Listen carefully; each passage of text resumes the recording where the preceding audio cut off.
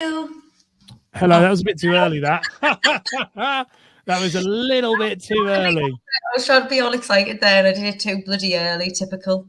Awful. Yeah, How are you? I'm all right, you? Yes, I'm very good, actually. Very, very good. Feel a bit worn, Worn? like worn, yeah. No, I like thought you a said warm then in your no, weird northern worn, accent. like what I imagine like an old football sock feels like. That's what I feel like. That's going to be the news headline. Karla Edwards feels like an old worn football sock. A soggy one as well. A soggy Gosh, sock. you're only just in your 30s. Calm down. Oh no, I just feel, yeah, just run. I just the events. I love them. I absolutely love them. But please spread them out. Why are It's they all stupid, in isn't it? They're states? always like, I just don't see you for the whole. Like, this was worked out okay this time, but last year, I just didn't see you. Yeah, because last time it wasn't as like I didn't have any staff, did I? So I was doing everything on my own. So this time's not been as bad because I've like can manage it a bit better. But Jesus, having it like there's literally I've been down to London like 5 or 6 times, and on the way back this time, oh, it was horrible, horrible. Bless. I'm not gonna God bless, but you know, like bless. It was. I'm not gonna do that. It was awful because I was on my way home. And I got up on the morning after cover, which was amazing. We'll go into that in a second. Yeah. But like went to bed, got up the next morning, and I was like, right, I've got to train at 11. And I thought, I don't want to eat because I had like, I'm on a like trying to be healthy. So I thought, I'll wait till I get home. I'll get home Yeah. for 2. And I'm going to have like my food then and I'll be sound. I'll just like hack it out. I'll have a coffee and some water. I'll be fine. Do some work on the train. I was an hour away from home, right? An hour. I was thinking I was starving. I was thinking I've only got an hour ago. I've only got an hour ago. And as we pulled up into York, so like 5 minutes from York, the train just stopped, and they were like, "Oh, sorry, we've hit an object, or someone's hit an object ahead. We estimated a delay of 90 minutes." It's like, to be joking, and estimate. I was like, what? Anyway, the man come through, and I was like, what's happened? And he was like, one of the trains ahead has hit someone. It's like, what? Oh no. I've actually hit someone. So then I felt guilty. So then, like, when I was thinking in my head, I was mourning about the fact I was starving and I was going to be late. And I had to get the kids mad because I wasn't going to be there when they got off the bus at school. And I was thinking, yeah, but in perspective, someone's life has just ended and someone's family is now destroyed. Like, it's fine. We can work through it, which I had that mentality of. But then I was like, right, well, I'm going to go and buy some food now. Like, I'm going to have to go and get like. And is there like a shop on the So there's like a shop on the train, so everyone's coming back with like bacon and sausage sandwiches or cheese and ham toasties and crisps and sweets. And I was like, right, that's it. I'm gonna have to do it. I'm starving. There's not a chance. It's going to be 90 minutes at minimum. And went to the thing. Are we done? The card machine's down. What? The card machine's down. What do you mean? The card machines. I thought, oh my God. So the conductor was like, really sorry, there's an issue, blah, blah. I was like, I'm going to die. Like, I am so hungry. So he was like, there's some water at the back of the carriages for everyone. I was like, great. So I had about 7 bottles of water. Then the toilet was blocked because that many people were pissing in it, that it was blocked all through the train. So it was just horrendous. And then as we started moving, they were like, right, yeah, like 2 hours later, so moving now. Yay, brilliant, class. Then 2 minutes later, sorry, another announcement. You will now all have to get off the train at York and wait for the train behind us in 20 minutes' time because we need to go somewhere else because of the delays. I was like, wow.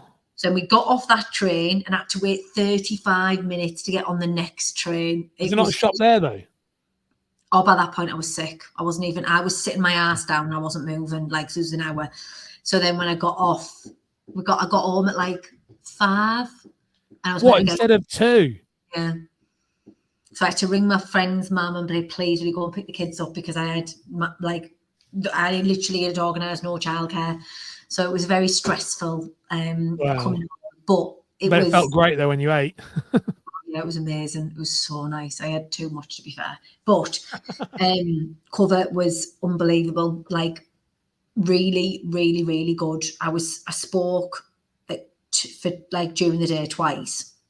And I wasn't like as nervous as I was last time when I done it because obviously the first time's always more nerve-wracking than any others, but it felt a lot more relaxed. Like this time we were in, it was like split off. There was like the bigger room and the smaller room. We were in the smaller room, and it was so much nicer because you felt like you were actually talking to people rather than just speaking and not knowing whether people are actually listening or not. Like the people that were there were choosing to be there, which was nice because it felt as if people were actually wanting to listen to what you said. And one of them was about like how to where to go in your business, and that everyone doesn't just come in straight from insurance from school, or like doesn't automatically know they want to do it. And like there was me, Robin and Nina on that one, so we all have different backgrounds, which was good. And then we did a social media one, and I'm going to show you it actually. So I did a social media one, and when we were having like our pre-call about like speaking, I said, right, they said, we'll do like more of an interactive one on social media. So we'll ask you some questions, and then we're going to ask you to like go in the crowds and do like help with social media. And they were like, right, do you want to do TikTok? And I said, yeah, I'll do TikTok. I said, I want to do the Negroni trend. And they were like, bit of a hard trend to do that, like, you know, people. And I was like, no, I want to do the Negroni trend. And if anyone who's on TikTok will know that there's a trend going around at the minute where it goes, what, do you drink a choice? And everyone's like, you heard it? Yeah, I've seen yours. It makes me howl, this trend, because it's like things like, instead of saying what you drink a choice, they've got written above it like, what's your perfect partner? And it'll be like, a narcissist, ooh, who's unavailable, ooh, and married, ooh, stunning, you know, like it's just a proper piss take. And I think it's hilarious. I was like, I'm going to get someone to do that. So I went in the crowd, like we were at a concert. In the crowd. Woo. Into the, what are they called? Like the audience. The audience. And I was like, who wants to do this with me? This lovely lady was like, oh, I'll do it with you. And was that her that did it with you in the video then? Yeah, it was just someone I randomly just met. Like we got split into like the room, and I was like, right, I've got this trend. I want to make sure I do it. Who wants to help me do it? And she was like, right, okay, I'll help you. And they could see like half the people who were listening were like, what the fucking hell is she going on about? So I was like, you stop and you start, and then you do this, and then you do that. And then they were like asking about, you know, could you just do talking videos? And I was showing them how easy it is to just do, like how easy it is to do talking videos on TikTok. Because you say something wrong, you can just remove that bit and then restart.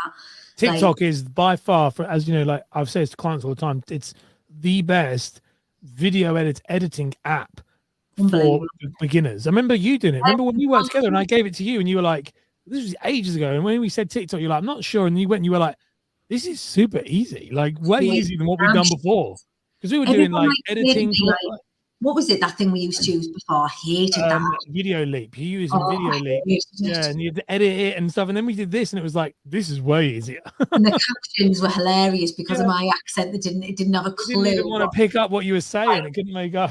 I have a Scottish client right now and it does the same thing. No idea what he's saying. So I was showing him how like easy it is to use TikTok, but like let me show you because I was so proud of myself. What's your drink of choice? A Negroni. I was going to say Magliato. With Prosecco in. Oh, stunning. What's your drink?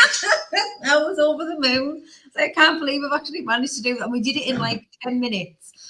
It was really good. So yeah, that. I really loved that section because you felt as if even if you'd only helped one person, and the moral of it all was like, there's people who've been in the industry a long time, like Robin's been in the industry for, I think she said like 17 years. So like she's got a hell of a lot more experience than I have. And to be honest, a lot of people have been in the industry a lot longer, but I started older and have only been in the industry a little while.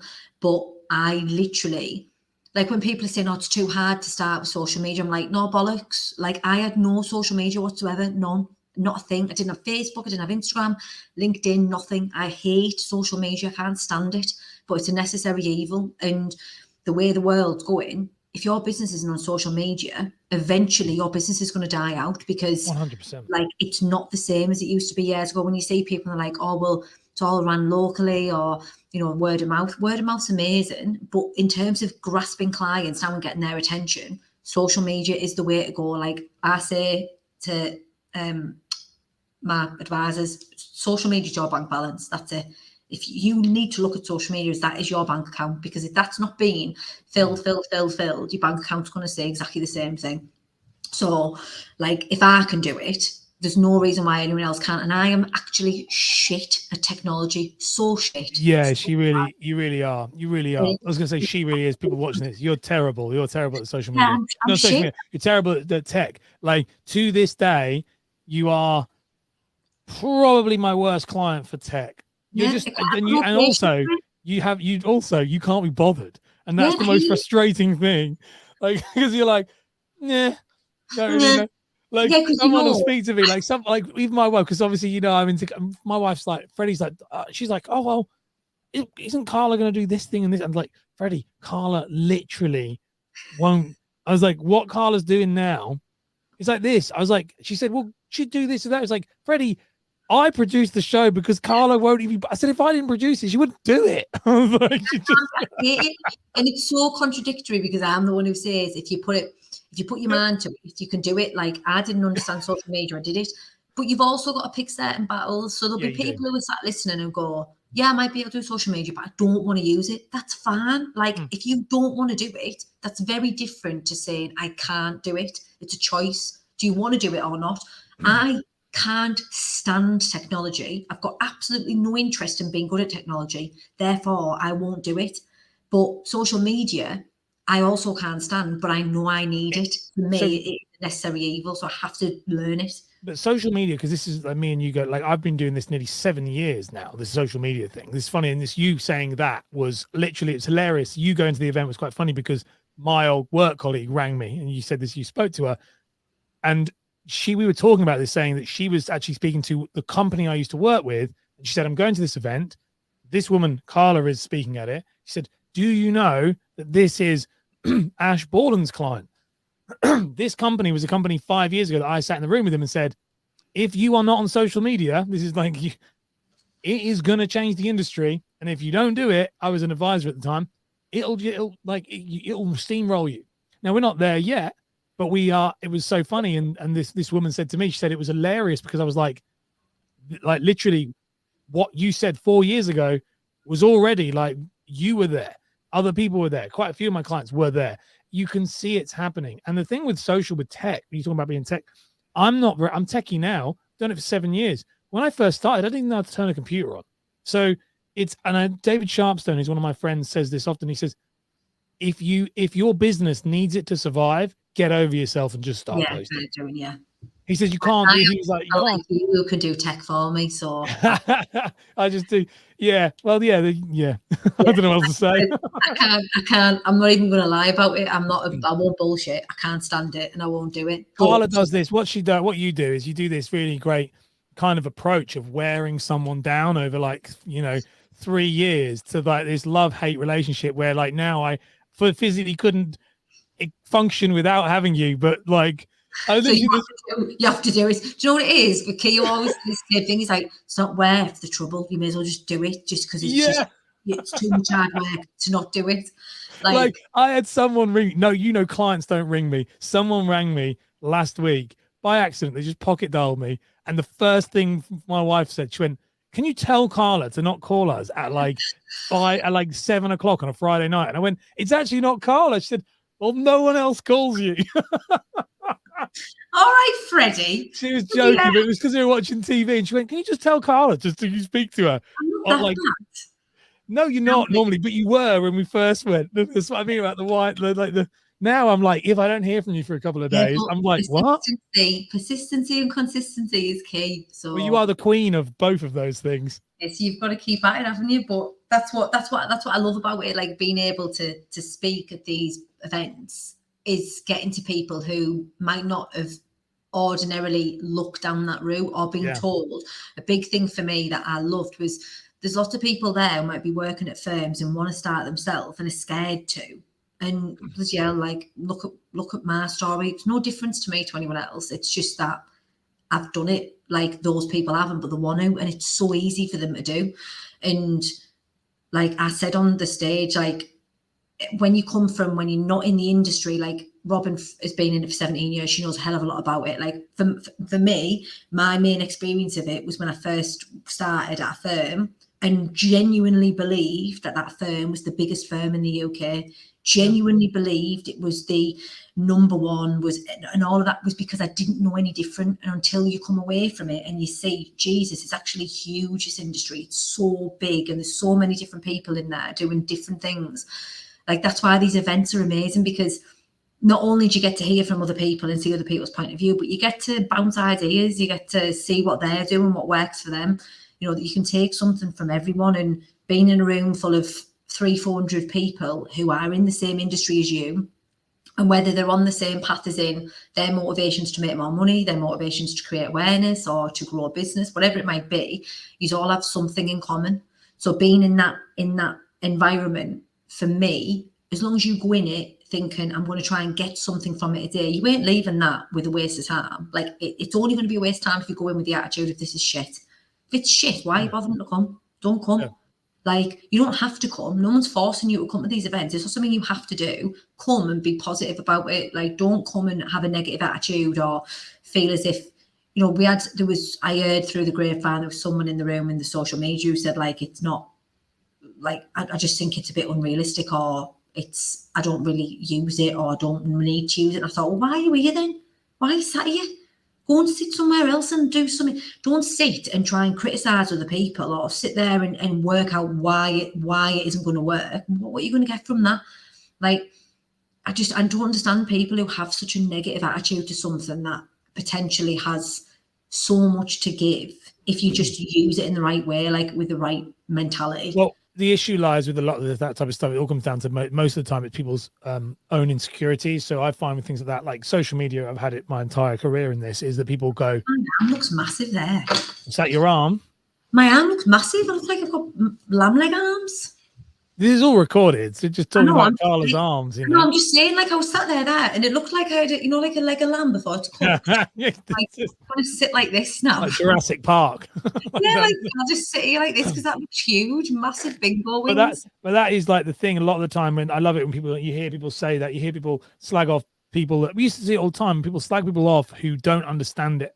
And the thing is, they fear what they don't understand. The truth is, it's like when people don't charge fees in financial services, not what you guys do, but like mortgages, 9 times out of 10, it's not that they don't, there's an ethical reason. It's because they're too scared to actually do it.